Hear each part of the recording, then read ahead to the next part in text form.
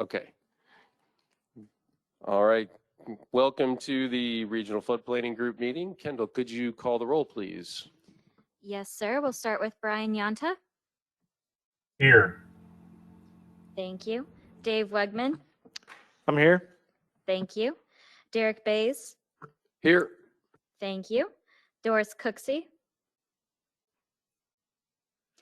Debbie Reed. Nefi Garza. Present. Thank you.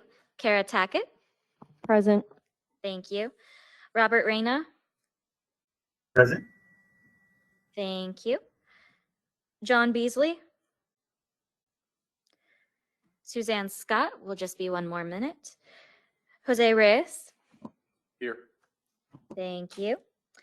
Haley Hernandez for Dave Mock. Here. Thanks, Haley. Donovan Burton. Here. Thank you. Marty Kelly. Here. Thank you. James Blount. Jamie McCool. Thank you, Jamie. Jared Bowen. Chris Robles. Here. Thank you, Chris. Anita Machiavello. Here. Thank you, Anita. Chair, we have a quorum. Awesome. Thank you, Kendall. Do we have any public comments? No one has signed up to speak. All right. Move on to item 3, approval of the minutes from the previous meeting. Are there any comments or questions about the minutes?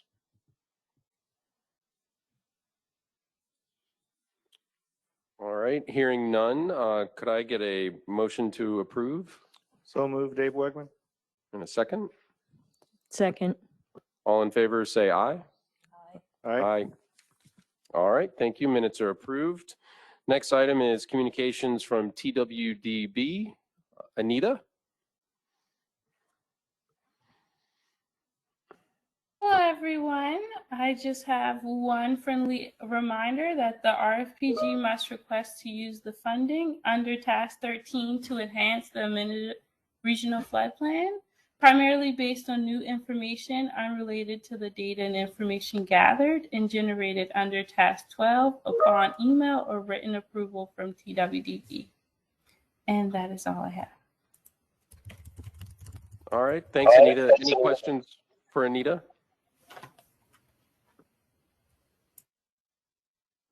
All right, move on to item 5, chair report. Most of it will be covered in the subcommittee updates, but I'll just say that the consultant team is on track for our 14 July submittal. Next item, subcommittee updates. So the technical committee met both in March and April to review the progress on task 12. Our consultant team will go over it in item 8, but 30 projects have been updated. And the technical committee went through all of those projects one by one. What we did was select 3 example projects or exemplary projects to share with the full planning group today. So more to follow when we get to item 8. Item number 7 is discussion and appropriate action regarding an amendment, and I will let you all read that, but it's basically talking about the bylaws. And I want to give a little bit of context, and Kendall is going to help me on that too. So while we are agendized to potentially take some action today, we don't have to. There's not an immediate time crunch on this. I will say, it's my opinion that we need to take action no later than June to set the stage for the next round of the next 5-year planning cycle. So with that, Kendall, will you kick us off, please? Yes, sir. Okay, so I wanted to start this agenda item with just a quick reminder of what the terms look like for voting membership. So all of the initial voting members that were appointed by the Water Development Board when the planning group first met, your terms expire in July of this year. What's going to happen next in June is that you will essentially draw lots. Some of you will receive 2-year extensions on your terms, and some of you will receive a 5-year extension. The point of this is to then stagger, so we're not electing the entire board at one time. Everyone that has been added and appointed by the planning group automatically gets 5 years from their appointment. So to help everyone out, I put a chart together. If your name is in red, you are an original member, and we'll be drawing lots in June for a new term. We'll leave this up for a minute to let people digest. Kara said she volunteered for a 5-year extension, by the way. Those of you who are not in person to draw your lot, Derek will draw them arbitrarily for you. Yes, we will be drawing lots in June for all of you whose term expires this July.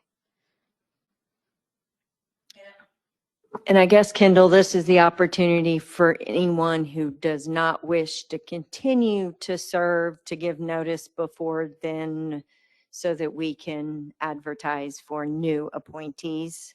Yes, absolutely. June would be a good time as we have our last planning group meeting, hopefully, for this cycle to announce if you do not want to continue to serve as we start the second cycle.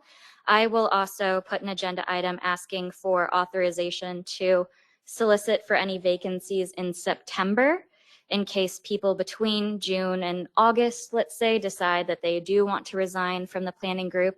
That will give kind of a blanket authorization for the River Authority to go out for those positions so we can hopefully seat a full voting membership when we pull back together in October. Asterisk, Anita. So if someone were to say, I'm no longer going to serve in August, they let you know. And then, come September, yes, and October, full group's back. Does their new date start then October of 2023 versus, or should we have the conversation of, hey, if someone knows, let's try to seat new people in June meeting so that everyone, so that we begin to minimize the number of oddball years and don't have to remember as many off-cycle folks. Yes, it would be ideal for anybody planning to not move into the second cycle to announce so in June and maybe not draw a lot in that case. Okay. Moving on with the bulk of this agenda item. In your agenda packet, you will see a copy of the entire Article 8 from the bylaws, with the highlighted portions being the relevant ones that we're going to discuss today. The slides include those highlights, so that those portions that we wanted to base our discussion around. So I have the text here. Later, I will supply some highlighted versions that show maybe words that we would like to change and such, but I'll just walk through why we have each of these. Section 1 states each term limit is 1 year, and then later says that elections are held annually. Section 2B reiterates annual elections and specifies specifically the first meeting of the calendar year that they have to happen. And that was what flagged the conversation and led to this agenda item earlier this year. And Section 6 is about the executive committee, and it just outlines that the 2 members at large are also elected annually. So that would be something else that we would hopefully change if we're changing officers. It makes sense to change executive committee as well. Kendall, would you mind going back real quick? Because we just had a couple folks join. Can you go back to the list of when terms expire? Because I want to make sure Debbie and Suzanne got that part of the discussion. So just for awareness, if your name is in red, you're part of the original membership and your term expires this year, and you would, if you want to continue, you will draw lots for whether you get a 2-year extension or a 5-year extension. If you're not considered a original member, then when you were named, you incurred, whatever you want to call it, a 5-year term. So that's what this is trying to just lay out. But I think it sets the stage for some of the discussions. And again, that's why I was saying we don't need to make any actions or decisions on this today. I just wanted to tee up to get the discussion going, because the term changes and people's interest in staying on for the next planning cycle may influence how the group thinks about any changes to the bylaws in terms of when elections are held and how the executive committee is done and all that stuff. So that's the context for why we're teeing this up. So all those people in red will have a term that begins June 2023 for either 2 or 5 years, assuming then we update the bylaws, we'd be going to putting everybody on 5-year cycles. We're just trying to get half the group staggered is the goal, I presume. And then we'll eventually catch up with the other odd ones that are off cycle.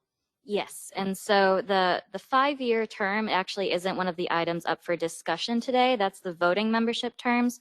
The ones that we're discussing are actually the officers and the executive committee terms, which right now stand at 1 year with annual elections at that first meeting of the year. So if we would like to discuss the 5-year terms, that would be another time, but it's consistent with most water planning and other flood planning districts to have a 5-year term. Okay. So we spoke about the bylaws.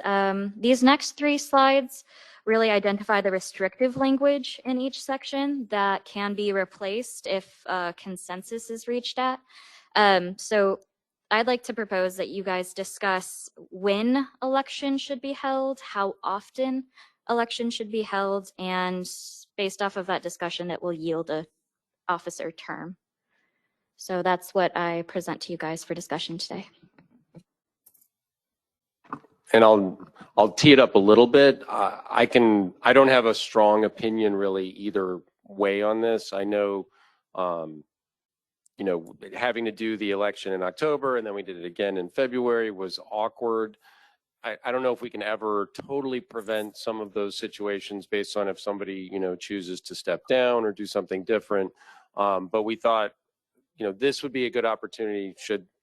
Should they be annually? Should they be every 2 years? Should we tie it to the calendar year? Do you tie it to, a fiscal year? There's a whole slew of different ways that could be done. So I thought it was appropriate to at least start the dialogue today with the group and any feelings that people may have. I would definitely think that a longer than 1 year term is appropriate, given the fact that consistency throughout a planning cycle, I think, is important. And I can't remember, I guess the regional planning groups, do they do it annually? Yes, The water water planning planning groups? also does annually And with that- quarterly meetings. Yeah, and that one was a little challenging. I think it was just too, you didn't have time to kind of get up to speed, right? And then have the leadership, plus the continuity and leadership, I think, is important. However, someone may not want to run for an office if they know they have to do it for 5 years. That may be too much for somebody to commit to. So I would think, a 2-year term would be reasonable. I don't know what other people think, but definitely more than 1 year. And if you did 2 years though, and they had a 5-year cycle, I guess that wouldn't really matter. I kind of wrestled with that too in yeah. thinking it through. I think a longer term is more appropriate, but I can't see anything like a 5-year term or anything like that. So maybe Yeah, 2 maybe years. a 2 and a 3, and then when they come up again, then it's every 2 years. But 2 and 3 this first time, just to get us on a different, the group broken up, so not everybody comes up at the same time, and then you can deal with, like I said, do you keep it on a 2 and a 3, or just go to a 2-year term for everybody, because by then their start dates would be different. Are you talking officers? Are you talking actual members? I was just in general. I wasn't really speaking specifically to either or.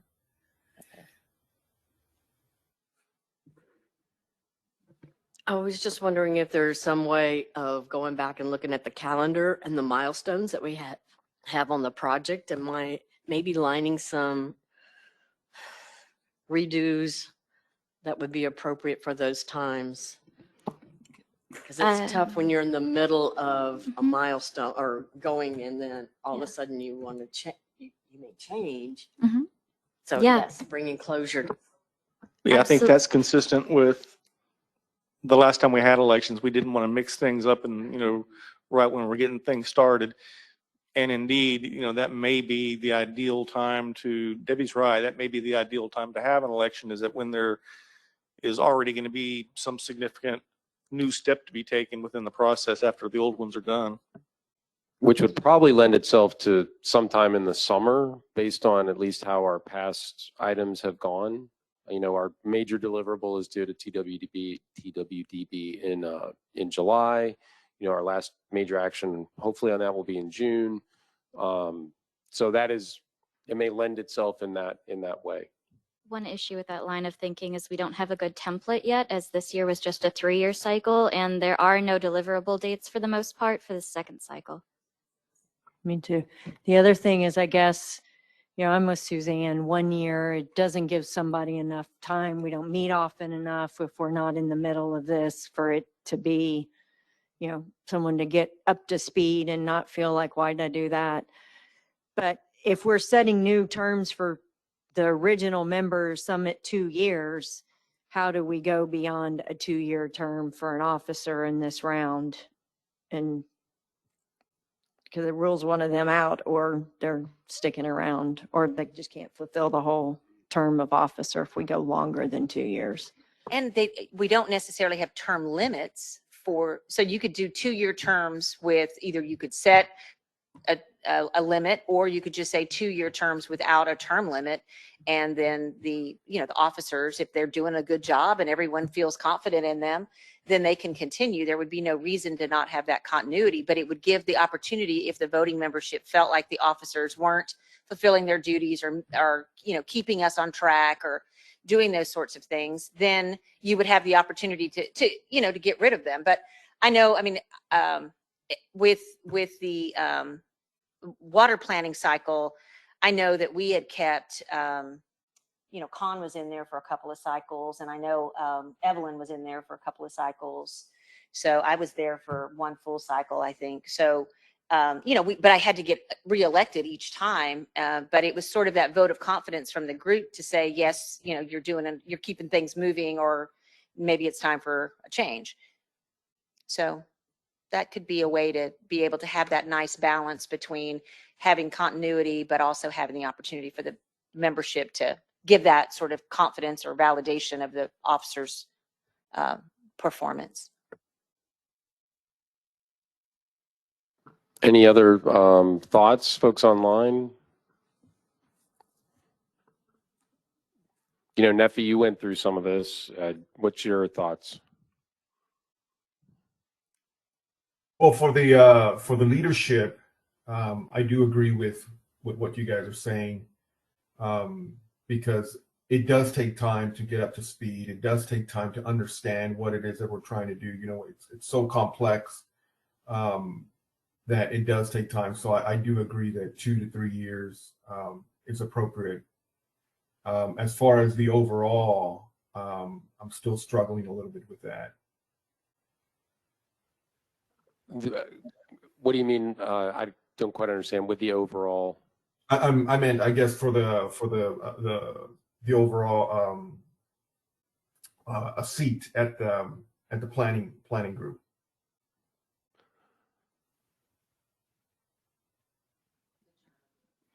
You mean the 2 and the 5? Yeah. Well,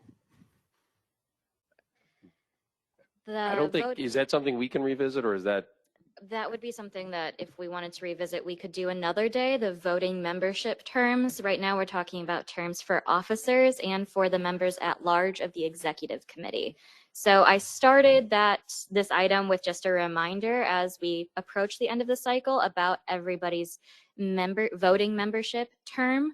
This is specifically to discuss the terms of office for the officers and the members at large of the executive committee, because as of now, it stands with 1-year terms annually elected at the beginning of the year.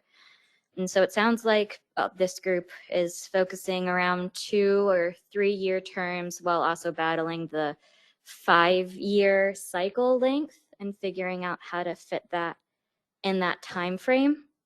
And again, we do not have to take any action today. And I'm more than happy to say, let's agendize a very comprehensive discussion, next month that covers the whole thing. And if y'all have other, to Neffy's point or anybody else's input, as we're looking at the bylaws, and this may be the time, because I think it is a little bit of a challenge to look at just a portion of the bylaws while we're trying to also look at when does the cycle end and this 2 and 5 year. And so it's a bigger picture. So, I think we can discuss it more today. I don't see any, we can't take action on it. We already know, if it's not agendized, but we can certainly discuss it more today if there's an interest in doing so. And then agendize something in the future that's more comprehensive. Well, you're going to have if you do the 5-year term, you're going to do 2 and 3, and then eventually you'll catch up with everyone having a 5-year cycle on the membership. What are others doing? Do you know? I mean, what's the best practice that other regional planning groups are doing at this time? Do you know? Most every planning group is adopting the 2 and 5 because that's what Texas Water Development Board suggested to stagger elections, Right. so they're not all at the same time. Regional water planning, it's just as our chart is right now, with some people on the original 5-year, 2 or 5 years. Sometimes many people match up. Sometimes there are some people who have just 1 per year, like we have here. As of right now, you see that Robert and Jose are both in 2027, and Donovan is our only one expiring in 2028. So as people leave before the end of their terms, we're always going to have Right. a mix of term Right. expirations. We're never going to have everybody lined up in terms of the actual voting membership, and that is the point, so that we don't necessarily lose majority of the planning group in 1 year. He's not, but I thought they were filling unexpired terms. So if Steve Klaus was, retired from, and we appointed Donovan's not filling his unexpired term, so his. Correct. He gets entirely 5 years from his appointment. I thought it was when you fill it, it's an unexpired. No, you start an entirely new term, so that's why his term expires in 2028 at this time. So from the day you're appointed, it's 5 years from then. Mm-hmm. And so technically you were reseated in the nonprofit seat, which means that your term then started in 2021, which means yours expires in 2026, and you will not be drawing lots in a couple months. Okay. And why is that? Is that a bylaw, or is that a rule? Regarding the That you're 5-year, not filling the unexpired term. it would be different if an alternate continued to fill that seat for a bit, but instead Steve chose to entirely step down, and then the seat became open and available. So the planning group had to solicit, and we had to fill that seat.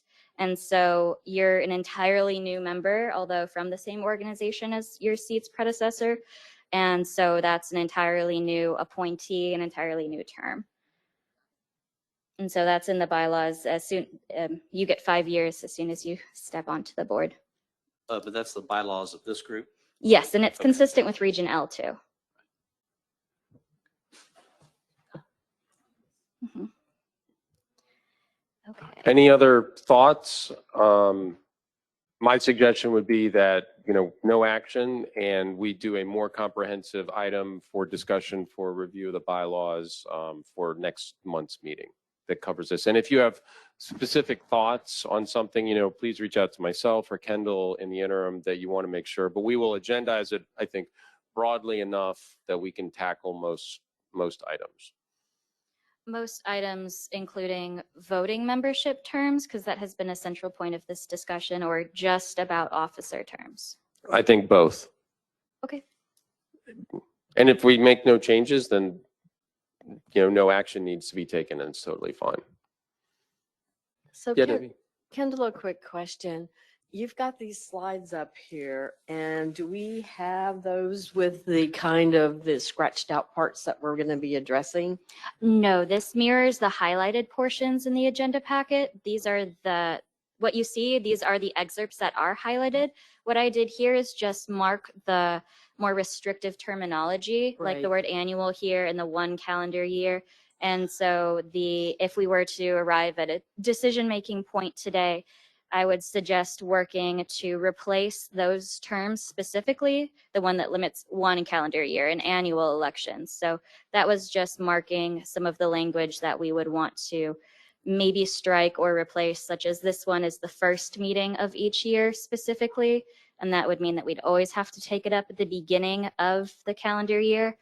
The executive committee one was the most simple. We would just strike the term annually, and then it reads that they would be selected in the same manner with the same terms as officers. So then that would just make it uniform, and we would lose the need to take that up annually as well. She underlined the specific words she's got marked out here, and those phrases are the ones in purple that she highlighted in the packet. So it's not marked the same way as a red line as it is here, but if it's got the purple box, that's where Kendall, and then are these provisions. Yes, Debbie. Yes, and the bold and underlined terms in the purple box are the same as these red terms. It just sticks out differently when it's highlighted and on a white screen. All right.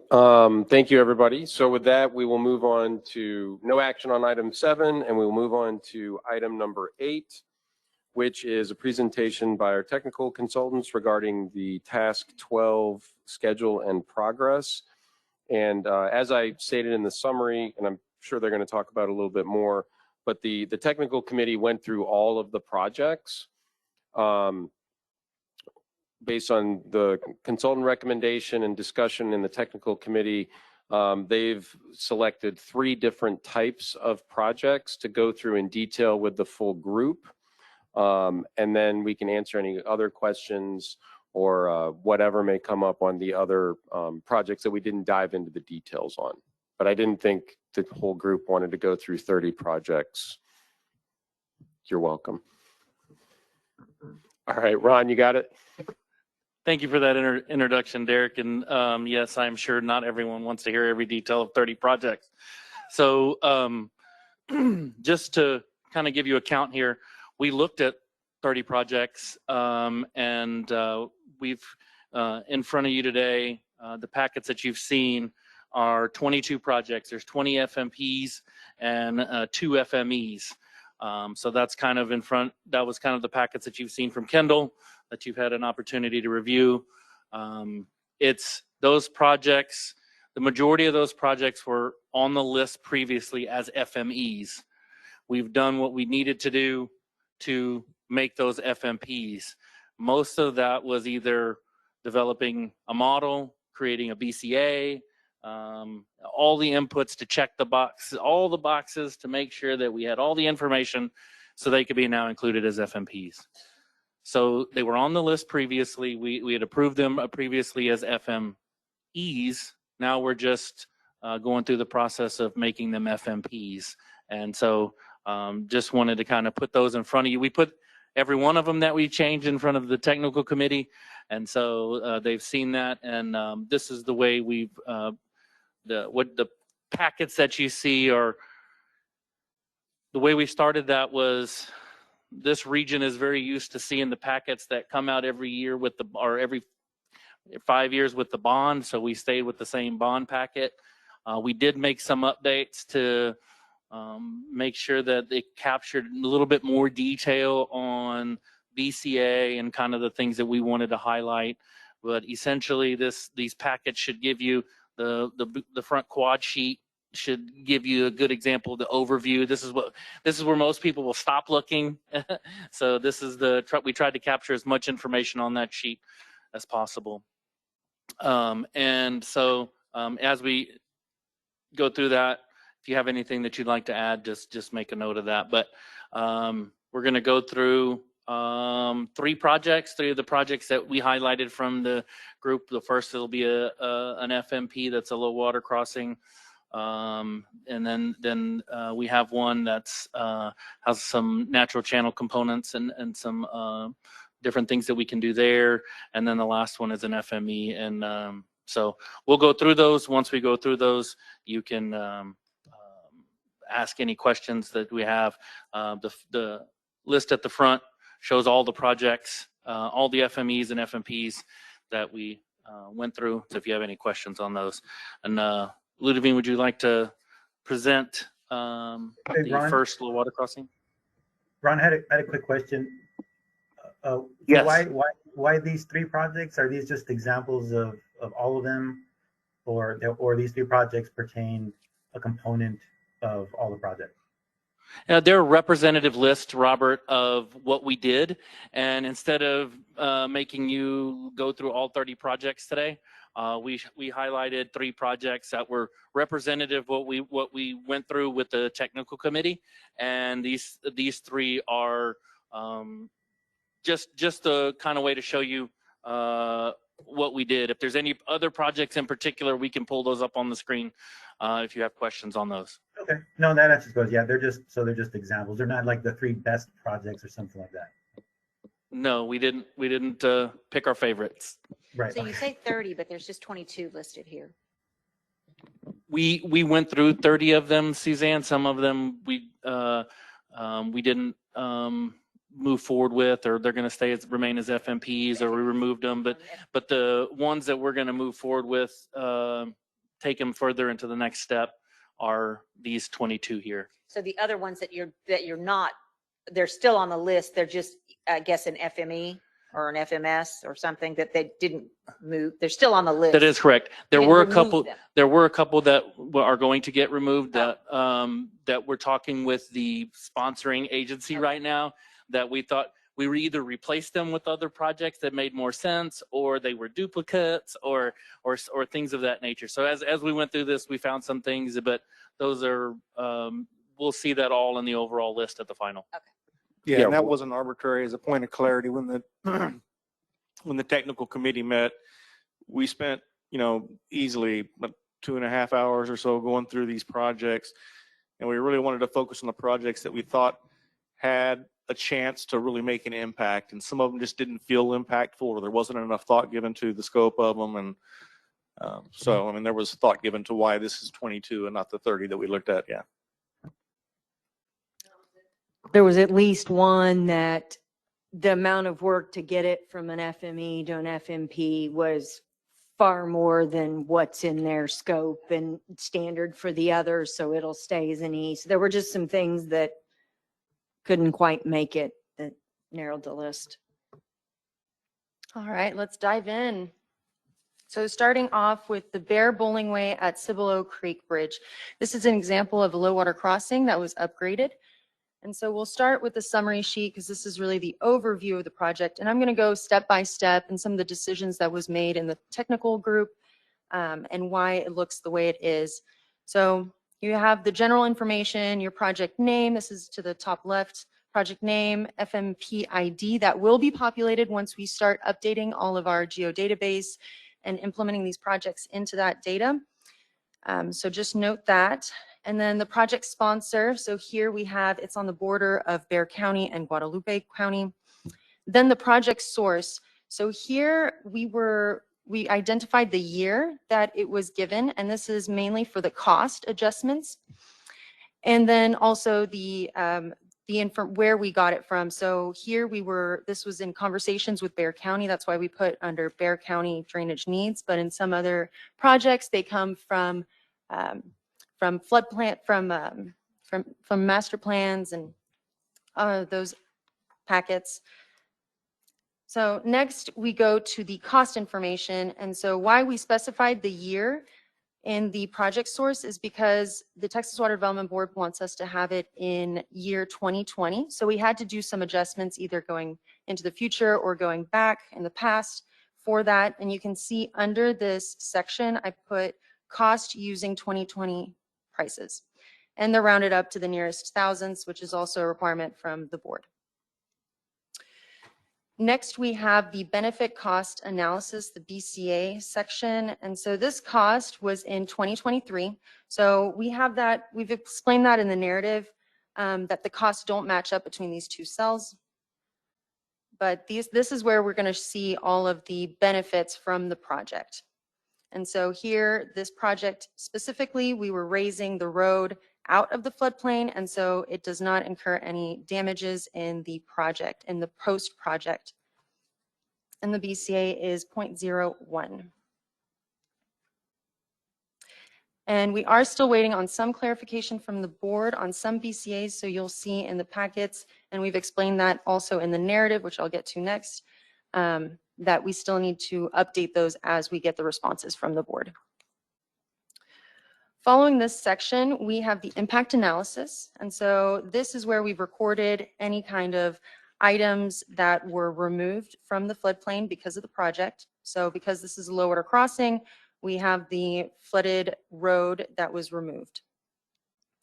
And we will update the SVI score once we add all this information into our geodatabase, into our data. So similar to the FMP ID, those will be updated. Next, we have the low water crossing level of service. And this was put on any of the low water crossing projects, which was probably about half of these FMPs that we did. So you'll see there you have the existing proposed level of service and the 100-year flooded depth over the road. Some of these projects don't mitigate the 100 years. So if it was the case, then we also put whatever storm that was mitigating. Then we move to the right side of this page and we have the figure. So we've added in the figure, we've added an inset map so that you can locate it within the region. And then this is the proposed floodplain on this exhibit. Next, below that, you have the project description. So this is the scope of the project, but also we've added additional information that is more unique to this project. So for this example, we have an additional cost because Cibolo Creek is a stream that has mussel survey.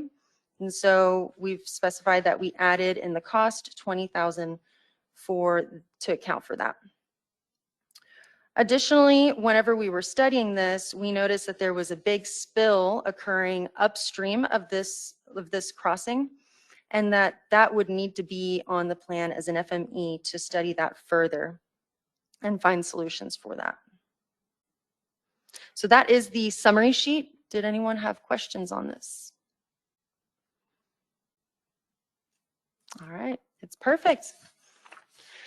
So moving on to And the, Ludovina, just before you move on, going back to that list where you've got at the bottom, Guadalupe is the community and Cibolo Creek spill study marked as an FME.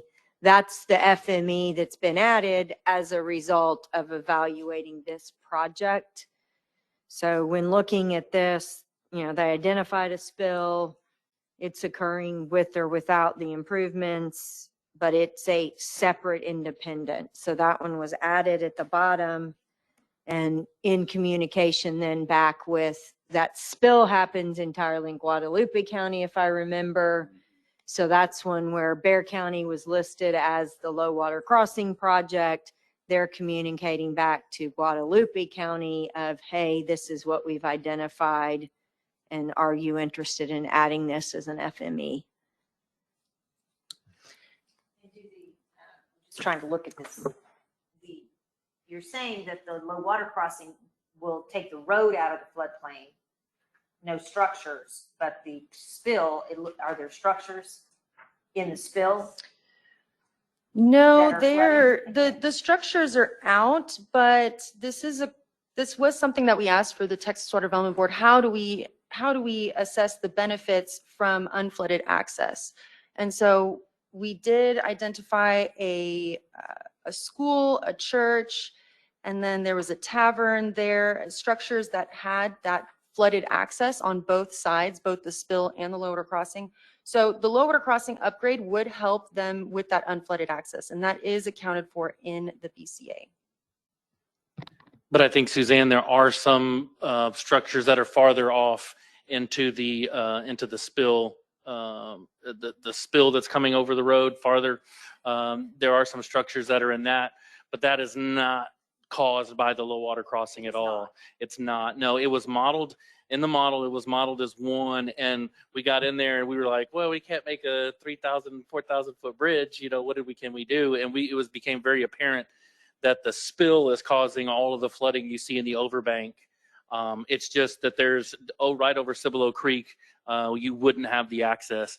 This would allow the little island that you see there. That would allow those people to get out, but there's still unflooded access to people to the north, and these people would still remain under the water, and you can't pass. That road's probably anywhere from 2 to 5 feet underwater there as well. And so you're gonna, in order to make this, to have unflooded access in this area, you would have to study that spill. Not sure, we didn't get into what that could be. We just identified it as, hey, as part of this, we noticed we couldn't fix it with our low water crossing. Let's identify that and bring it to the county and let them put it as an FME. Okay. So this project was picked because, as Ludovine said, there were a lot of low water crossings.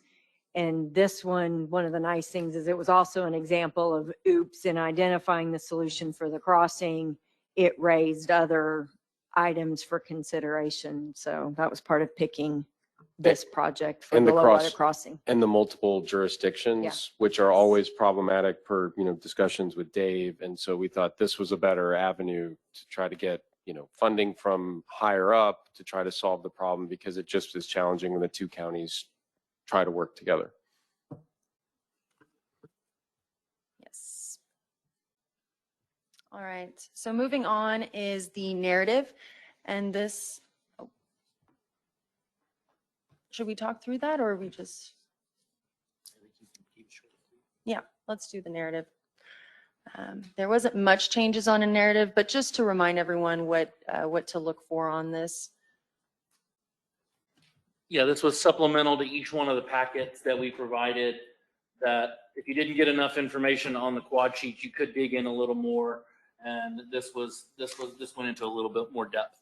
Yes, yeah, and exactly what had gone on in the creation of the Task 12 work that we did. So first is just the setup, under listing that this is under Task 12, the San Antonio Regional Flood Plan, and then the problem area is that next paragraph, and then that third paragraph is just the work that was done in this phase. So that's the background information. It's going to be the same on all of the narratives, changing a little bit depending on the work that we did. And then you go into the proposed project scope. So this just talks about the scope. And we've also added some additional descriptions if we looked at other alternatives and those were not feasible. So that is all going to be in that project scope. Then we have the project scoping cost. And I guess before moving on, you guys can see under the proposed project scope to refer to the amended flood plan technical memo. And this is for the documented assumptions and methodologies. We're going to have one big memo that summarizes, that really goes into depth into all of these assumptions and methodologies. So you guys will see that at the next planning group meeting. And you'll see this at the section of the scope, the cost, and then the BCA, as well as the impact analysis. So next is the scoping cost. And then this was set to 2020 prices again, and talks about just meeting all of the Texas Water Development Board requirements for costs. And then also a note at the bottom here that Bexar County and Guadalupe County will need to coordinate on the cost. So next page is the proposed project benefits. This is where we talk about the BCA. And this was done with the Texas Water Development Board toolkit in conjunction with the FEMA toolkit. This is an approved method to get the BCA. And again, we have been communicating with them on questions regarding easement acquisitions, low water crossings, unflooded access benefits. Just how do we really account for this and bring that BCA up? And then you'll see at the And at the bottom of this paragraph, we do talk about that the construction year is set to in the future. And so that will adjust the cost slightly from what was previously recorded. And then we have a snapshot of what the Texas Water Development Board Toolkit results output is. And you can see at the bottom of that is the 0.01 for the BCR. Next page, we have impact analysis. And this we followed closely with the Texas Water Development Board guidelines to meet them. They have, I think, five requirements, and depending if it's a 1D or a 2D, you need to just meet those requirements, those items. And then again, for the low water crossings, we have this level of service table, and so you'll see this for all the low water crossing ones. And then we have a note as well underneath referring to the BCA, because the BCA documents all the benefits and the damages, so you get to see the removed structures, the removed roads, all that. So that also helps helps with the impact analysis, helps show that there is no impact. Hey, Ludovine, real quick. I know we've talked about it previously, but could you just refresh everybody very briefly on, some of the BCAs, when you look at them and you look at the normal, sort of engineering world, they look very strange. And you just remind everybody why we're getting some of these weird numbers and it's okay. Yeah, well, with low water crossings, low water crossings, it maxes out the, so it's based on the flooded depth of the road, but unfortunately it only accounts for roads that are, like, the max amount of flooded depth is 48 inches. For this particular case, the low water crossing was under 22 feet of water. And so the benefits are going to be the same as a low water crossing that has 4 feet. Yeah, so, and then because this is a bridge, that's why the cost is so high. And we did try to account for the unflooded access. And so that is, I guess, taking a step back, a BCA, it evaluates the residential buildings that are removed, the commercial buildings that are removed, the flooded roads that are removed, the low water crossings that are removed. You also can account for recreational benefits, critical facilities. I am missing a couple, agricultural, but those are the main ones. And so depending on what your project, what components, what it helps, those are the benefits that you're going to evaluate. What about traffic count? Traffic count, yes. That is included in both the low water crossing and the flooded roads. Because obviously, one local, if there's a lot of traffic that uses this access point, it seems like it would have a higher score for public safety if it's traveled extensively. I mean, I don't know what's in this particular area, but I mean, this is like the path that people use to get in and out of this area, seems like that would give it a higher score because of its, That's a good question. We were using TxDOT. I don't know if Bear County has road, traffic counts or. Suzanne, I would say logic in what it should and the reality of the BCAs did not remotely align in our evaluation of all the projects. So if something didn't take out a bunch of structures or long length of roadway, it got a very low BCA, regardless of the benefits. So almost all of these low water crossings were at this 0.01, weren't they? That's correct. They were all pretty low. We had this discussion at the technical group also that there wasn't a component in there of saving lives and public safety for the traveling public, right? It seemed like that would be paramount, but it wasn't a function of the BCA. And you mentioned traffic counts, and when you take a low water crossing to an unflooded access point, then it becomes a traveled corridor. Right.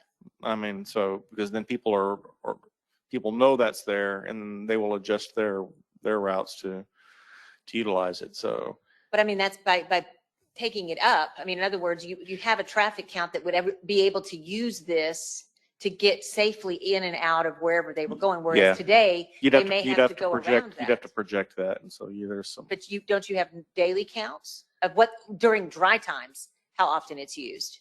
I don't know how current, when they do traffic counts throughout the county, but we don't do them every single year at every location. But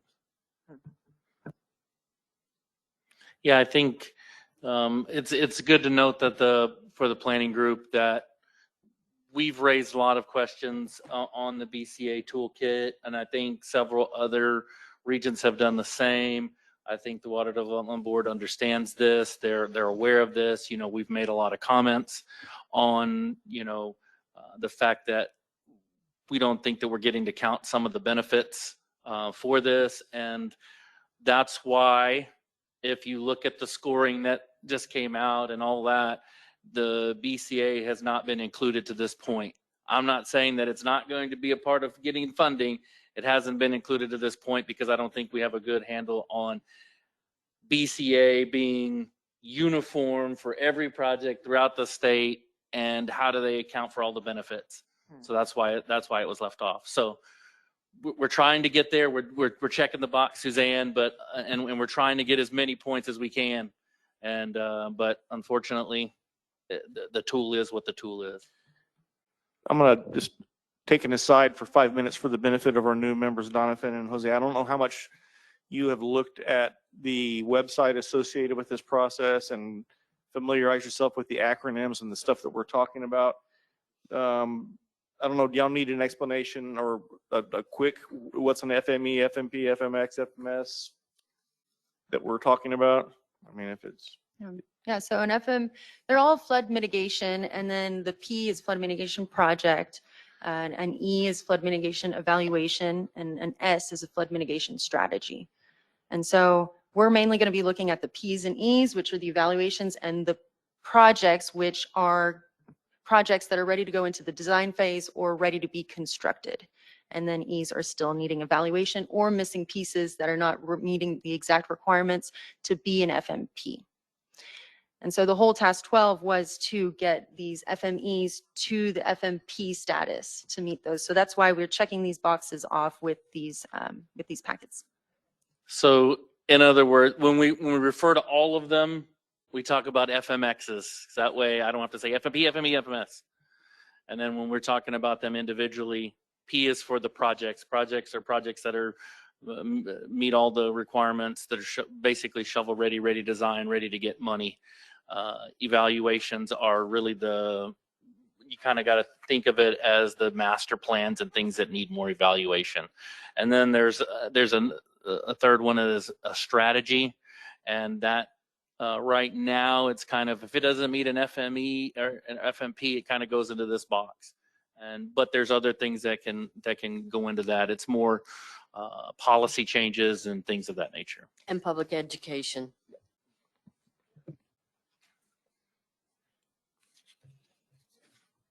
All right. And then the BCA is benefit cost analysis, but then you get a benefit cost ratio from that. Were there any other terms? Okay. So that was the BCA. Lots of discussion on that. Still need to refine those as we get more answers in, but they're all going to be about a 1. It lower than 1 for the low water crossings, unfortunately. And we did the impact analysis. We've talked about that. So following that is the project risk, and this is just unique items for the project that are reflected in the cost. So for this project, we did not have any acquisitions. We do not have any current utility conflicts. Again, under the permit and environmental, I did mention the $20,000 additional cost because the Cibolo Creek will need a muscle survey. And then with the stakeholder coordination, that there is the 2 adjoining counties that will need to be involved in the process. And the next section is mitigation of the risk. So referring back to the risk and how to mitigate those. So the next section is the nature-based solution consideration. And for bridges, the low water crossings that were upgraded to bridges, we put here that using a bridge benefits the natural ecosystem by allowing more sediment transport, passage of aquatic organisms, and does not impound water. The larger opening also allows for natural substrate to cover the culvert bottom to allow aquatic organism passage. So that again is on all the low water crossings that were upgraded to bridges. And then we also have here landscaping cost. So these were 3% is the typical one. On some that had a little more, like the detention ponds, we increased that to 10% to allow more nature-based solution implementation into the project. So when you raise the bridge, the water is less, I mean, when it's like that, even though we don't like it, it's more dissipated. It's slow, you know, it's sort of slower to get to the creek, right? The peak of that flow has slowed because it's, right, I'm guessing, because it's spread out more, it's over the area. So when you raise it up and let it go under, is it increasing the velocity on the banks of the creek at all? Because it's more, what's the word I'm looking for? More direct? Yeah, we did The look at flow. that. The Yeah. velocities could be stronger potentially? Yeah, we Could, but that would have to be mitigated in design. Yeah, we couldn't. Yes, there's always that possibility. If you put a bridge and you take it from this wide and you make the floodplain this wide, you're going to concentrate it and you're going to increase the velocity under the bridge. But that, you know, whatever, we could not increase the erosivity of the channel during design. So that would be considered then. We just have no way to really So, I get mean, I into guess that. as That's a- more than what we were getting into now. Right, but I mean, I guess as a consideration of nature-based solutions, could that be something that should be explored, that to protect the riparian habitat with the design? Yeah, we could add something like that. I mean, I'm just asking if Yeah. that's something that. No, that's you could- fair. That's a fair comment that we could add to the little water crossings. We're doing bridges. I don't know. Oh, okay. Well, Dave doesn't like that. Just asking. You don't like that idea? What I keep thinking of as we're going through this process is I'm thinking from a government standpoint, from a budgeting standpoint, the fact that I've got 2 counties we're dealing with, even the ones that are within Bear County totally, we don't know how the projects are getting picked yet. We don't know what level of local commitment is going to be required.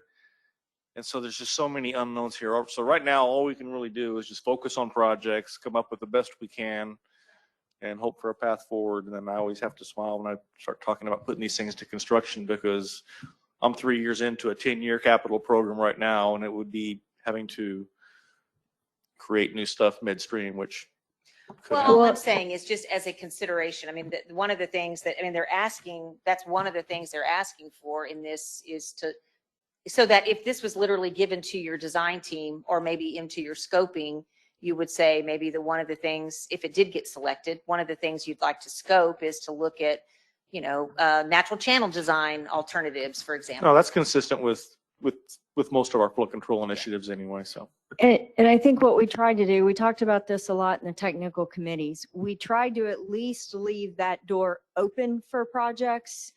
And there, I mean, the next project has a very clear opportunity for that. And so that's why that example is actually in here. But we were trying not to put things in that said, hey, you sponsoring agency have to include this. We want you to have that opportunity, depending on your funding, what sources you go after, other considerations. But we tried to at least leave the door open on each one of these submittals where we could.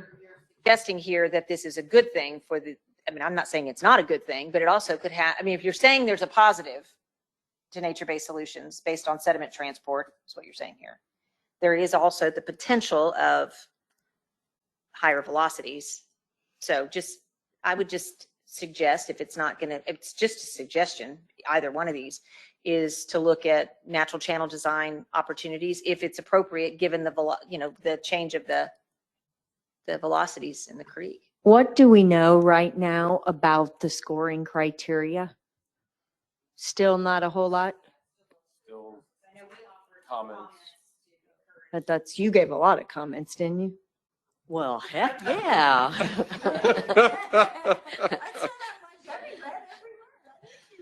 I think that hearing what Suzanne said and what Dave is already doing, as we go forward in the ranking process, maybe adding something about natural channel design and making sure that that's considered for the project as an option, and you've already put some funding in there, that may give it more strength in the ranking to get that 2.75.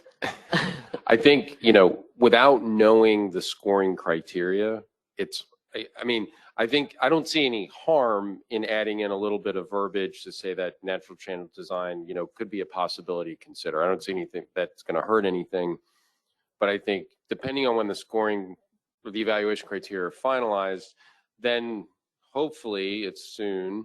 And there may be some last minute tweaks that we need to make to verbiage or something in what we're submitting that try to take advantage of how they've done certain factors. I don't think but we don't know enough right now. Mm-hmm. Yeah, that was from getting with the muscle surveys have all come out now, and so we have to be aware. That's one of the things, because we looked at all environmental impacts. That's one of the things we had to do is, yeah. And so, no, I think you make a good point, Suzanne. I think it's very easy to put in here. Consider natural channel components to mitigate changes in velocity due to improved conveyance. That's all we have to really add. And yep, yeah, we can add that.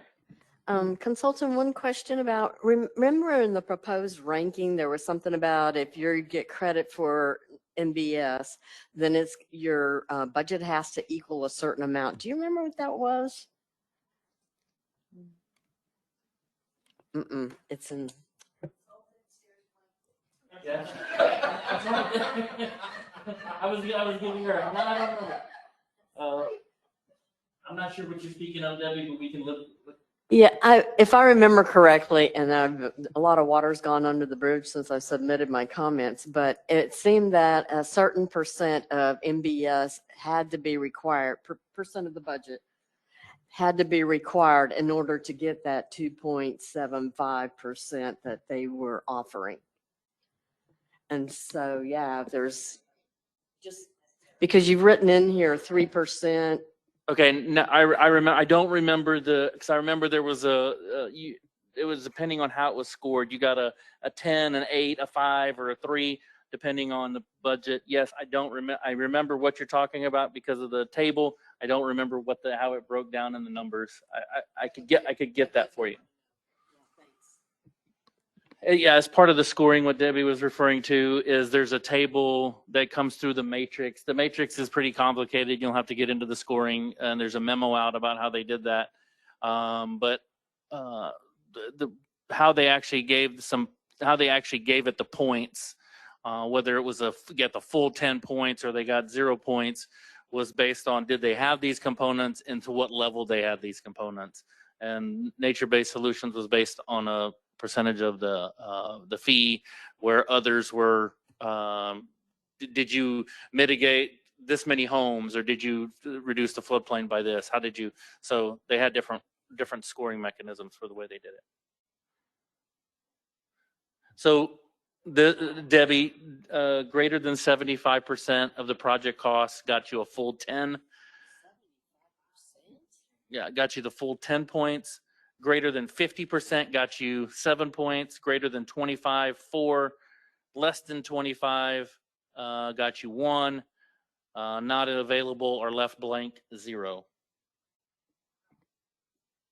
So that's the percent that you get from that 2.75, because it looked like the 2.75 was the max that you could get for MBS. So you have to spend over 75% of your project to get to 2.75. But that's the project details table, right? Yes. Isn't that based Well, there's the project details table, and then there's the scoring criteria that are slightly different. I think you're talking the scoring criteria. I'm and doing that's the scoring project criteria. details Yeah. table. So yeah, they took all of these categories and then. That they put, so you got a less than 25%, you got a 1, and then you plugged it in into that, and that was 2.5%, 2.75% of Up to, yeah. It's not much compared to pulling things out of it. It was definitely, the scoring was related heavily to how many homes you removed and people you moved. Yep. That's just this year's priority. She made it really clear when she gave her presentation, the webinar a few weeks ago. Well, that was a good discussion on nature-based solutions. And so that's what that section is. And Suzanne, we will add that sentence in there. And then we'll make sure that these are identified as nature-based solutions when we do the project details. Yep. And then the last section is the interrelated projects, which I had mentioned before. We are proposing an FME, an evaluation to further study that spill that is going over Cibolo. All right, so that concludes the narrative. The other items are the cost, and then we have a couple exhibits, and that's going to be the typical packet you'll see on all of these flood mitigation projects, FMPs, and some will change depending on if, so for example, on the exhibits, some of these low water crossings, we were not able to upgrade them to bridges or even upgrade the low water crossing to multiple boxes. So instead, we are proposing barrier arms. So in that case, we did not have the 3 exhibits. We just had the 1 exhibit because the exhibits we have existing, future, and then a comparison between the 2. So again, with the barrier arms, you're not going to really have a different proposed floodplain. So we just had it with the 1. So as you're looking through these projects, just keep that in mind. Some of these exhibits might change depending on the type of project. Thank you, Ludovine. So that was a example of a low water crossing. Troy's going to talk a little bit more about a project that has more potential as far as nature-based solutions and something that's non-low water crossing related, because there was a lot of those that we went through. Yeah, a lot of low water crossings. We're experts now. All right, so And they weren't all just Bear County low water crossings. They were other places. Jurisdictions, yes. We have a few down in Wilson County and other places. Yes, exactly. Yes, this goes. All right, so this is a project, I guess we're on page 21 of the handout. It's up on the screen. This is a project called Damage Center 14 Airport Tributary, which is near and dear to my heart because I came up with it originally about 10 plus years ago. Although it is significantly different now with the new floodplain mapping that San Antonio River Authority has been working on. So this one is in the city of San Antonio, so they're listed as a project sponsor. It did come out of that original Upper San Antonio River Watershed Master Plan that was led by the San Antonio River Authority. As you can see there on the right, it is close, kind of close to the airport area. If you're familiar with this, it's right along 281. So a lot of drainage infrastructure associated with the highway. We did go through and look at different options for this. I remember originally on this there was a lot more houses in the floodplain. There were also several commercial structures in the floodplain. So originally this had been looked at as offline detention. That is no longer necessary with the revisions to the floodplain. So this little area that is right up against 281 is the focus for this site now, or for this project now. I know the big challenge with this is trying to add any kind of conveyance or anything. You'd have to get under 281, and then on the other side of 281, actually all the drainage is in railroad right away. So that pretty much puts a nail in the coffin of upgrading conveyance for this project. So instead, we kind of backtracked and looked at what would be most cost effective. And as you can see, there's about 22 residential structures in the floodplain there, and they are barely in the floodplain. It's mostly the streets that are in the floodplain around them. So when looking back at this, it became more cost effective to look at potentially raising these structures and getting them out of the floodplain. So we have two costs on this one. We have the original project cost, which design was estimated at $250,000. The real estate, which is the vast majority of the cost, is $22,350,750. That's primarily raising the structures. And then the construction cost would be, or for raising the structure, excuse me, and then acquiring that commercial property. That's where most of the cost comes in. The construction is to raise the structures themselves and get them out of the floodplain. And then obviously, once you acquire if you were able to acquire the commercial property, you'd have to tear it down. That's typically what goes on with these property acquisitions. So total cost of $25,809,000 in 2020 costs. And then we looked at a nature-based solution. So the idea here was, what can you do with a piece of property that is now empty, which is in a neighborhood. And so we looked at adding a park in here. This could be retrofitted. There are some drainage structures all around this, or drainage from the streets all around this. So there's an opportunity there to mitigate some of the roadway drainage, and then obviously turn that into a natural space that could be used by the neighborhood. So adding that in, you get to a total cost of $27,571,000. So is that not, I mean, this is not a detention facility that could, so there's no way if you made this some sort of, have some capacity, it wouldn't help the flooding in the street? It doesn't really help the flooding, no, because all the flooding is upstream. It would help the underpass there under at. So there's no, but so you it's not really. you couldn't sort of divert the water into that anyway? You would capture it, but it's not going to give you enough depth to really do anything. There's not a lot of fall either to get out to you'd have to go all the way under the highway to get an outlet. That's be great if it could be functional. Yeah. That way, you're not having to raise the houses and using the nature-based option is, Sure. Unfortunately, the geometry of it doesn't work out to do detention in that space. You'd have to go upstream to do detention, which is what the original project was in the old master plan, but it was to acquire properties that were shown to be in the floodplain. They're no longer shown to be in the floodplain. So there's really no space to do detention to benefit those homes. It's off the page, but you'd have to go up the channel to go do that. Are there structures on those? Are there structures on those properties that are above this area that? No, they are no longer shown to be in the floodplain. Right, I got that, but are there structures on them? Yes. Okay. There's commercial buildings. There's Okay, that's the a important. Walmart. There's a at-home store. There's a big commercial strip shopping center. Yeah, right through there. Okay. That's what's upstream of this, just upstream of this. Yeah. Got it. Thank you. So we ran a BCA on it. It does show a BCA primarily because of taking the commercial property out and then raising those homes. So it comes up with a BCA of 0.5. The nature-based solution adds a little bit of benefit because of the recreation.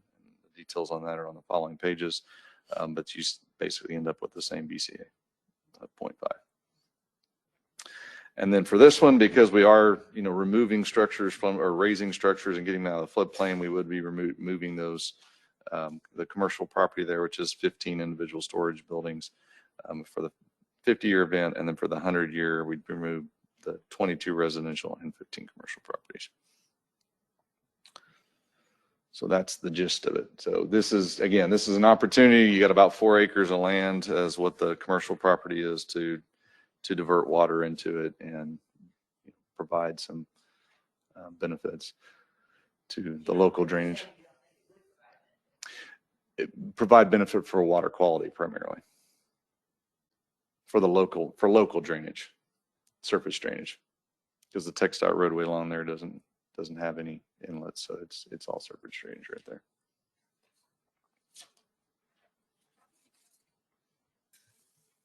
How big is the area with the walking trails? It's about The 4 public acres. storage thing? So about 4 acres. That's is the what 4 that acres. site is. That little storage unit there. And as you can see, the vast majority of the cost is in the acquisition and property elevations. I agree. I know this very well, but it doesn't seem like a parky area. So I Yeah. definitely seems like there should be some function about it. Yeah. There's not any neighborhood parks in this general area at all.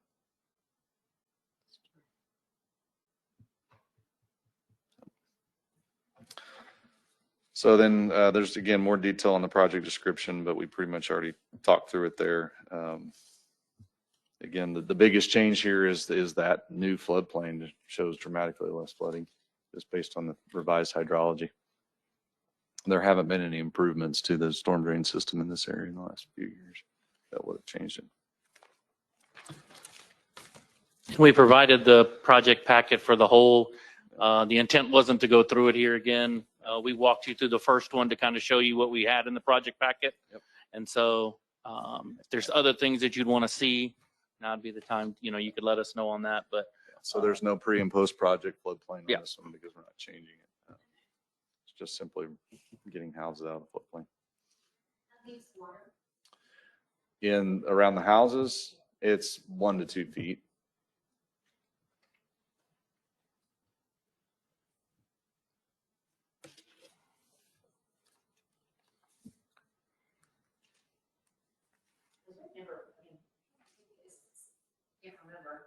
Has the city ever done a project where they've elevated homes in a neighborhood like that?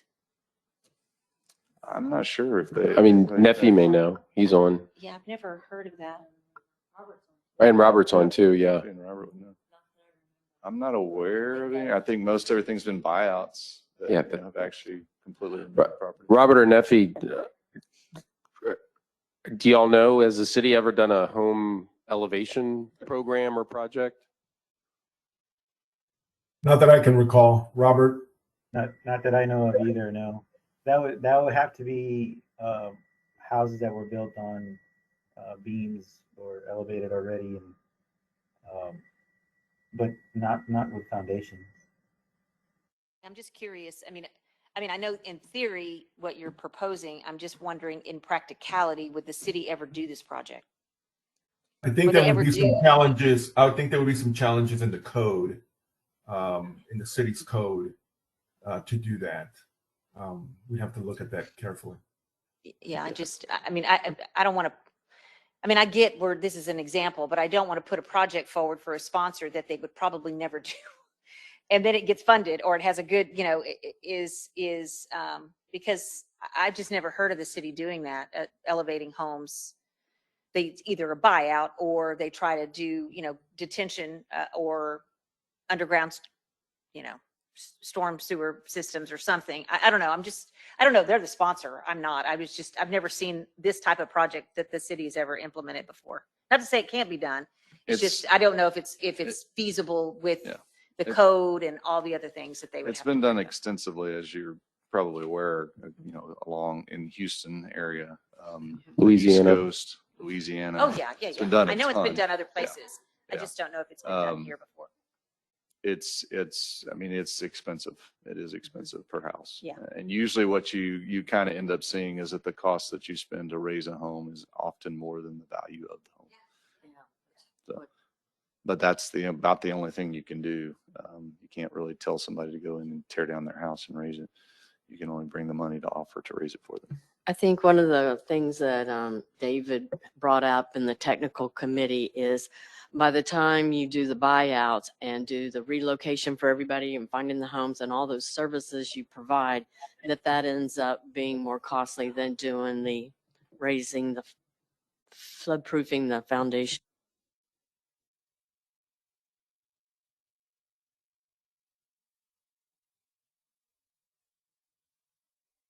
I think one of the challenges from the permitting side may be the whole unflooded access to some of these things. That I think that would be something that would need to be explored if something like that were to be done. I think there would be some permitting challenges for the city.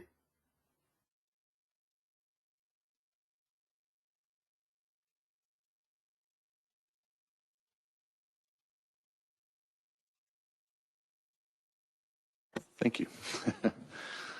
We looked hard for a nature-based solution project. A new one, yeah. I mean, there are a couple in the original set, but this was a new one that we were converting. So trying to come up with a new solution. In this case, it's, I mean, again, I'm all for nature-based solutions, obviously, but when they're functional, when they provide something that's making it like on the nature-based solutions that I mentioned on the other one, it's providing a function of trying to make sure that the stream can be stabilized if nature-based, if a natural channel design can help. In this case, although I think it's great to have a park in that area, it would be awesome if that was big enough for a detention so that it helped.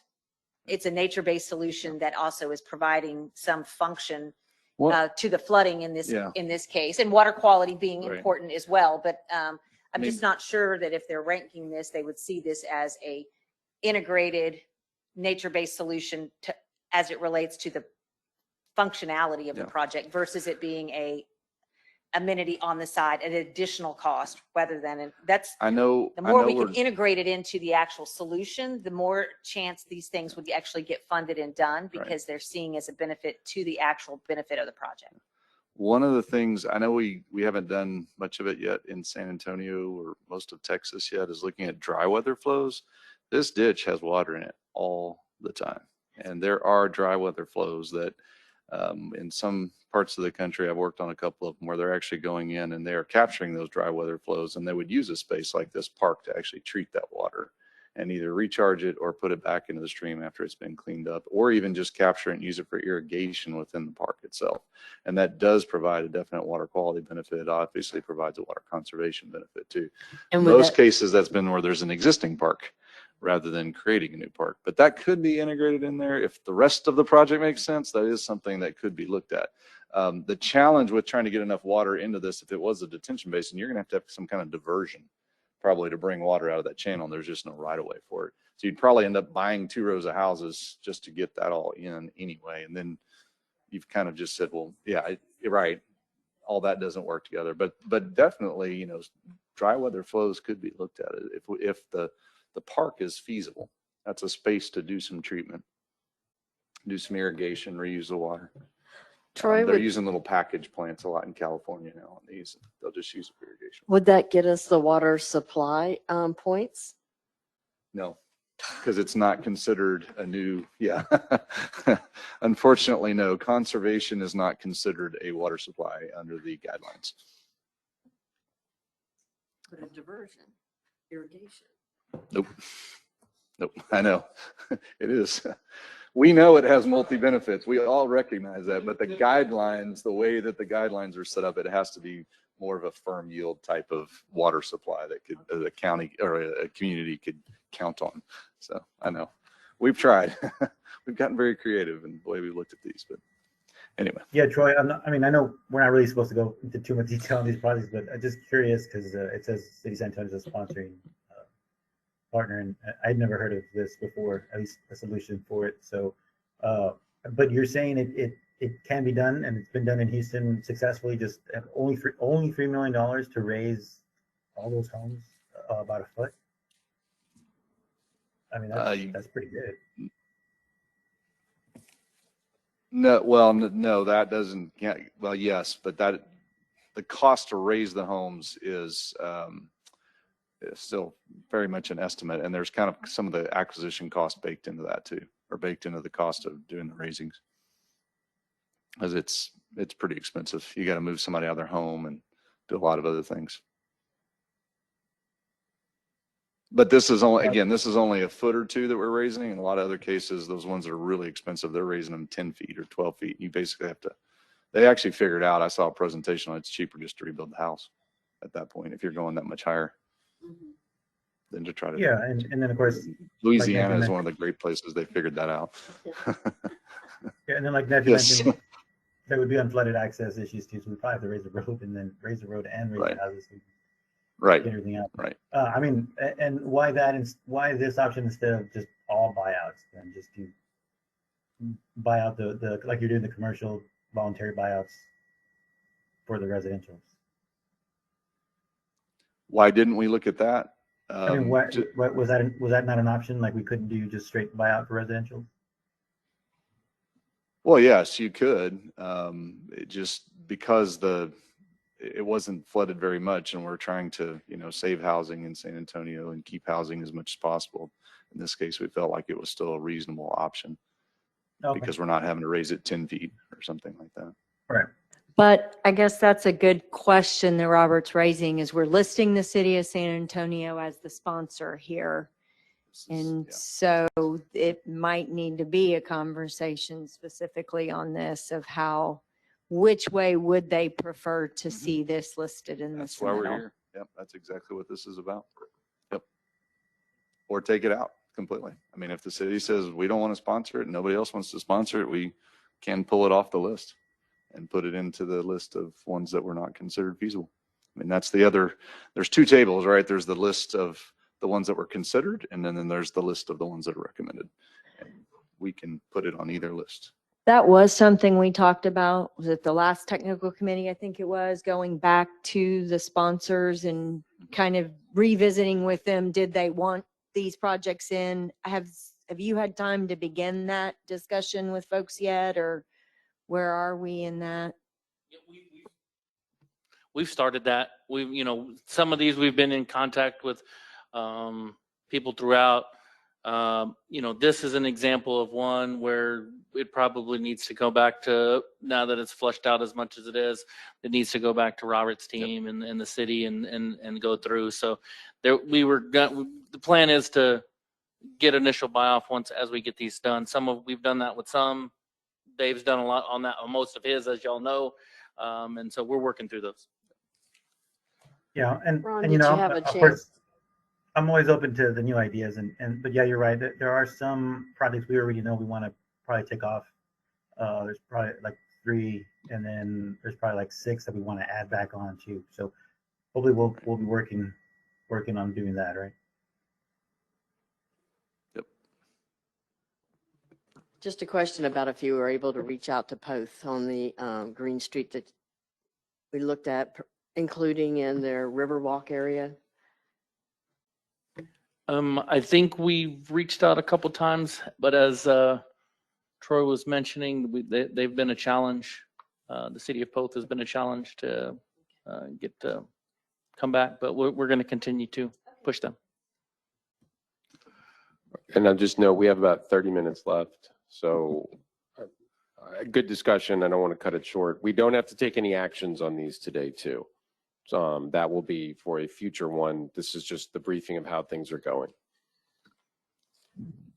Awesome. So the last one we have for you today, as we mentioned, we were tasked with making FMEs, FMPs, but unfortunately, and so we had a bunch of low water crossings lumped together as one.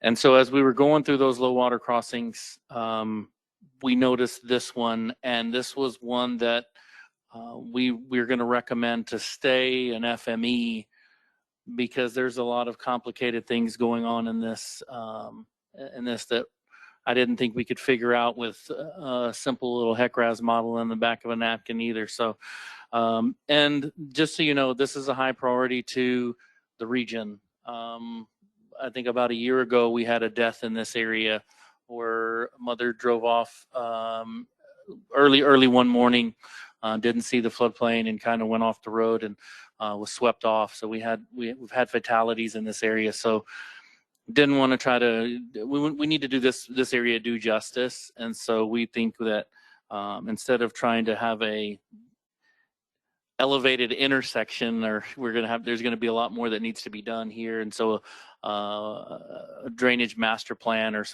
a drainage study, a PER for this area is what we're recommending. And we think this is one we think that should be a high priority for the county and for the region. And so we're going to, instead of recommend it, this was one that was lumped in with a bunch of projects. And so instead of throwing it out or not including it going forward, we are going to specifically make this project an FME that's a standalone project. So that's what you're seeing in front of you here today.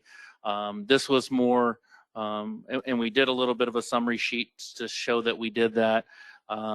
This one is, this one isn't necessarily, we don't need, approval or anything of this nature. This was one just to show you as we went through the process that this is kind of what we did, and why some of the, Suzanne, some of your questions were how some of them, why all of them didn't become FMPs. This is a good example of why one stay, because of the complexity that we thought in the nature of what the study that needed to happen. So if there's any questions on this specific area, we'll keep that. I think from the list, there's one more area that you can see if you flip back. Mine's all messed up now. There's one more FME that is the spill area One of their capital that we're plans. recommending. It was lumped in. So they haven't looked at this separately, given the death that occurred. Okay. They had a stack of just, if I remember, they had Yeah. a stack of low water crossing Yes. projects that were just all in one collective when we get to, and this was. with Yeah, the and we went least through of- those, and some of them, we moved some of them.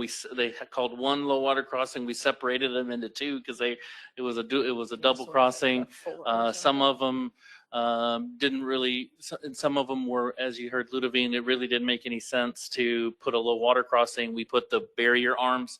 So we went through all of theirs that they had as high priorities for them at the edge of the county. And this was one on their list. And we, instead of putting arms on it or doing anything, we said this one needed a study. Did you have a chance to get with Dave on this? This one, is he comfortable with where you're presenting right now? He hasn't said no. He's seen it a couple times. Okay. So, but I will get with him. I just think that, to the earlier point of sort of the formal bless off from the sponsor. Yes. That is all we had for the projects that we wanted to display. Again, that's part of the overall list that we want to get approved to be included as FMPs, to take from FMEs to FMPs for the amended plan. Yeah, and the goal will be to get approval at the May meeting for task 12. Yes, and we have, I think there's about Mhm. 5 or 10 more that we'll add to this list. That 5 or 10 more are the ones that aren't being as responsive, Debbie.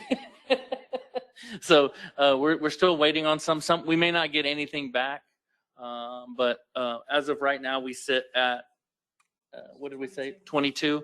I think per the scope that we had is we'd have 20, and so I think we'll be at 25. So we'll have met what we intended as the planning group to get the number that we set forth. One question, we talked at the technical committee a lot about going back to the sponsors and getting their sign off. So what if Poth doesn't ever respond?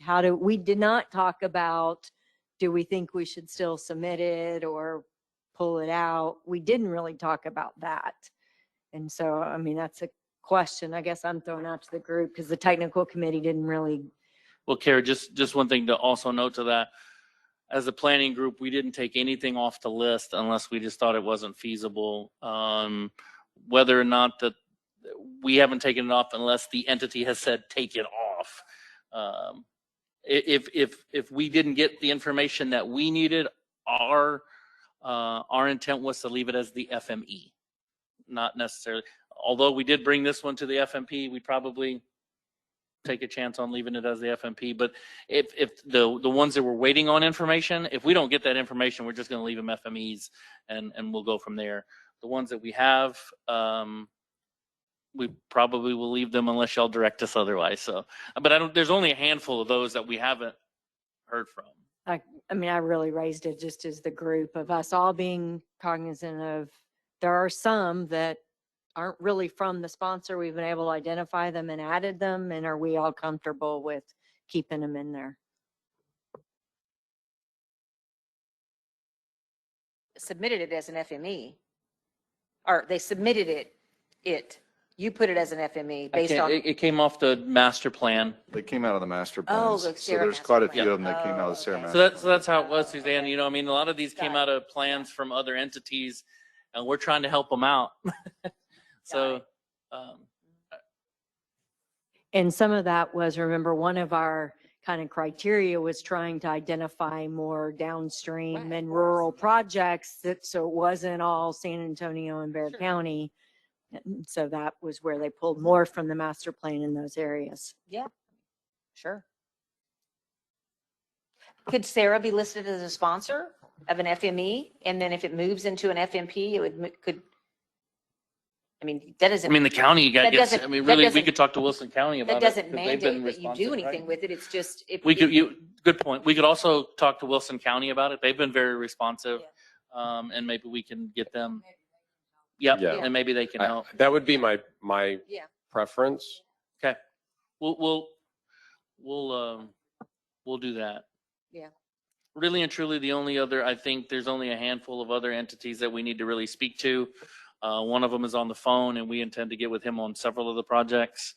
We haven't had, it hasn't been a lack of communication with them. It's just, we've have so much data for the city that we just want to make sure that we get it all pulled together, get everything, get the 6 that he talks about wanting on the sheet. We want to make sure we get those. And for the planning group to know, we've had a lot of these discussions in technical committee, but if you know entities out there that are wanting to get us stuff, we put the 15th of this month as when we need information to get them into the plan. And so if you know of other communities that want to add FMEs or FMPs that weren't originally on the list that we're not looking into, they have to have us a lot of information like tomorrow. So, but we've been working with some of those communities. So there will be additional FMEs that or FMPs that make the list that weren't necessarily ones that we were tasked with taking from FMEs to FMPs.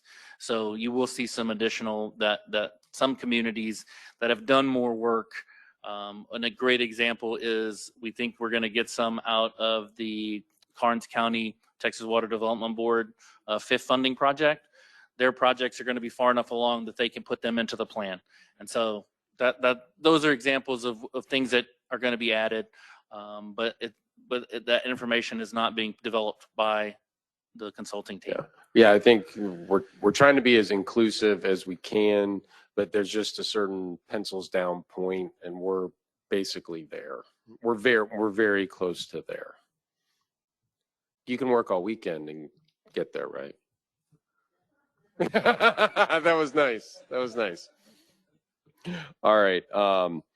So if any of the planning group has questions on, some of the other projects, it's all in the email that Kendall sent out. You can get to it online. It's all publicly posted. And feel free to, talk to Kendall or to Ron if you have a technical specific question that has come up, between now and the next time we meet. But, it took us hour and a half-ish to get through roughly 3 projects and the discussion and everything, which is good. But that's why we're, putting the meat of that into the technical committee, and then they're making the revisions and then putting them online so that everybody can look at it. So, there is a burden. If you have questions and you're not in the technical committee, please take a look through the projects and, bring them forward as quickly as possible too, because they're trying to react. And if we have to make some changes because we missed something or we need to tweak something, the more reaction time, the better. We're going to move on to item number 9, the regional liaison update. This is Doris. You want me to go? Go ahead, Doris.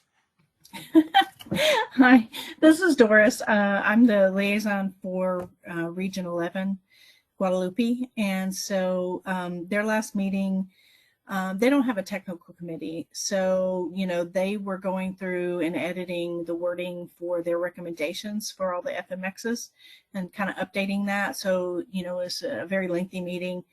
to do that, and it makes me very much appreciate our technical committee and what y'all do and the heavy lift. Just like today, just going over 3 projects, looking at that, it really gives you an idea of the amount of work that they've been doing on our behalf. So thank y'all very much. And so, you know, they at the time they still had a few days to finalize it, so they were working through all that. Then one of the other things was they said that, let me get my notes here. I got them in a couple of places. That most regions did a study area. They were their consultant did some analysis on things.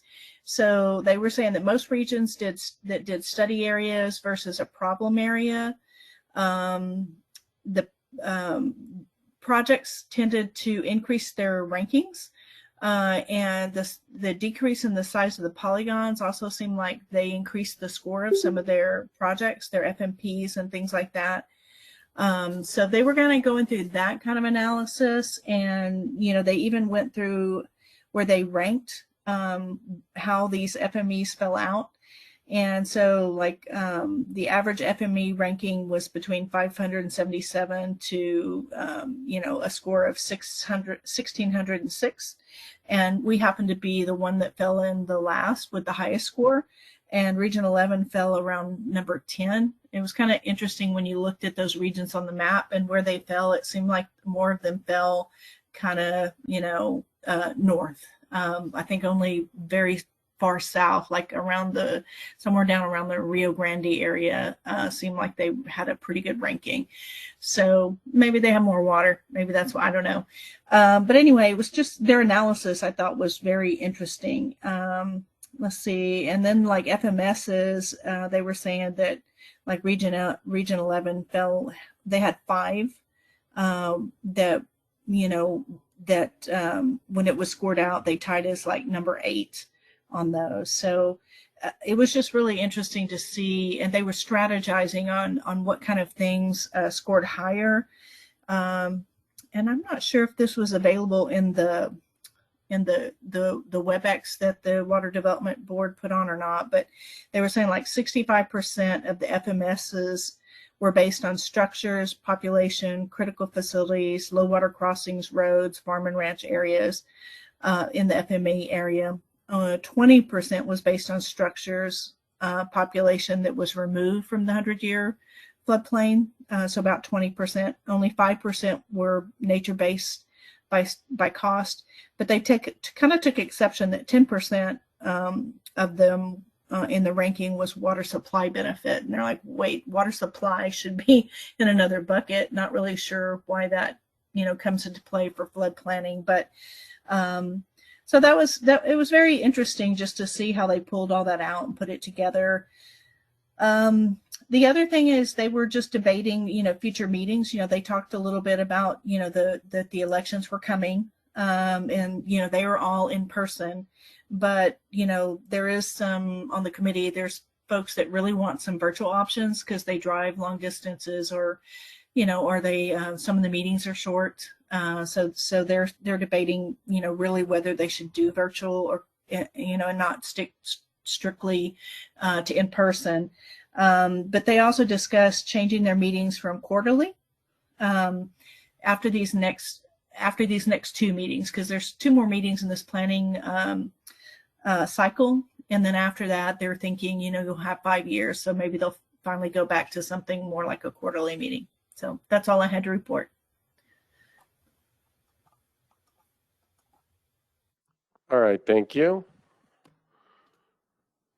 And no, okay. Kendall, any public comments to close us out? No, sir, no one has signed up to speak. Okay. And date and potential agenda items for our next meetings. These are proposals, right, Kendall? Or these are locked? All right, Kendall keeps me straight as usual. Technical committee, May 11th at 1 p.m. And then the planning group, May 23rd at 3 p.m. June is what we have not settled on. And I think we're hoping to not have a technical committee in June, or do you think that we need to? We do not have one scheduled at this time. If Right. we decide that we need one, we would configure it out at the May technical Yeah, committee, that's but what I we're thought. crossing our fingers. Yeah, we're crossing our fingers that June will be the final blessing on all these things. Yes, and so it's imperative that we get as many people as possible to the June meeting, as we'll be adopting the amended plan, hopefully at that time, or we'll call you back after 4th of July. So Which would make us popularity contest winners for sure. So based on our schedule, and I've asked the consultants, when do you think you'd be ready for final, so we can approve it in June? Are you going to say June 29th?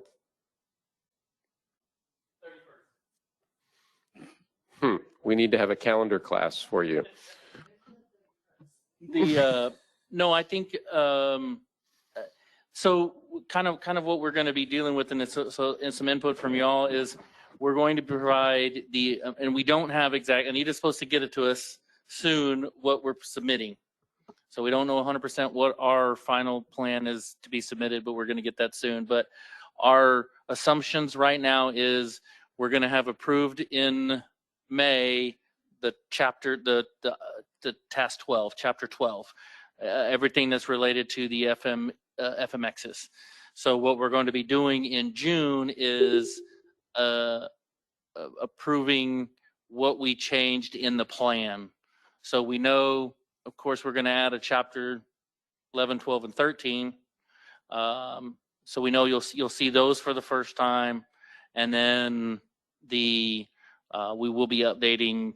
We know for sure we'll have to update chapter 4, 5, 6, 7 off the top of my head. So that would be but you'll see the track changes. Most of it's going to be that most of the things that are going to change are the numbers that you're seeing. So just to kind of let you know what you'll be approving, it would be approving the plan, the final plan, or the amended plan, with the changes that we highlight. So do you need June 19th or the 26th? What do you? And I think either one, whichever. Oh, y'all. just the weeks of.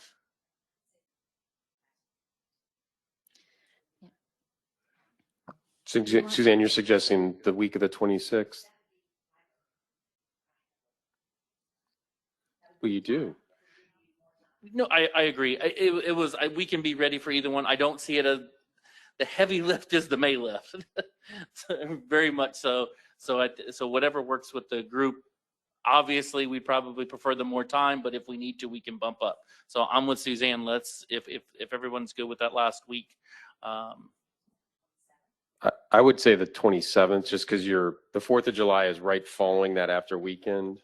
So the afternoon of the 27th. Is that a Bear County day? No, it's not a county Okay. commissioners court day. Is everybody good with 3? Is 2 better? 2's better, so we don't leave here at 5 o'clock. Just All right, 2 o'clock. 2 o'clock on the 27th. Are there any objections online? Can everyone make that?